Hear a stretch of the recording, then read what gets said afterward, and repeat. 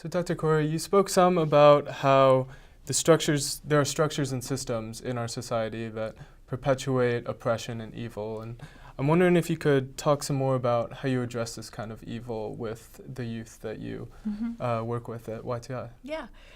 So after we do exercises like the game of life, we take a break, we process it, and then we come back together and I do actually a little mini lecture, and I introduce to them a couple of different concepts. And one is this concept from the Bible, Paul's language of the principalities and power. And we look at Ephesians and Colossians and the ways in Scripture that he talks about how we're not fighting against human enemies or enemies of the flesh, but we are fighting against the principalities and powers.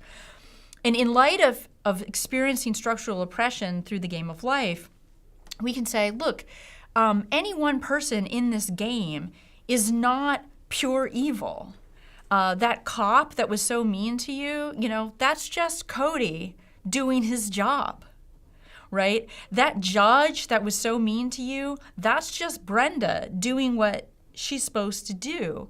Everyone in this system would say, I'm just doing my job. And they go home to families in which they're quite loving. So there aren't bad people. There are bad systems that deform people. And so once we start to think about that, we start to get more complex and say, evil isn't something out there.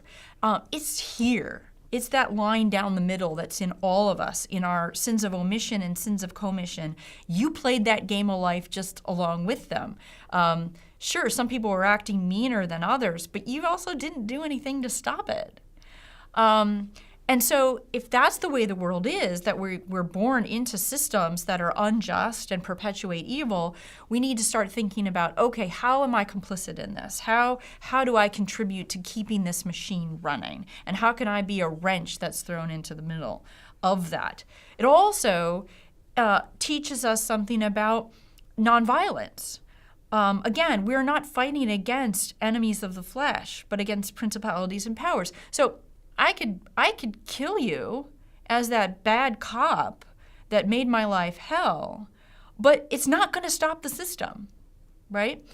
We have to engage in nonviolent change, nonviolent resistance that's organized and involves all of us trying to make change in order to actually stop and transform the system. So I use the experience of this game to get them to think about nonviolent strategies for social change and how do you organize yourselves and get smart about making change. How do you have more compassion for the people that are in jobs that force them to do really bad stuff?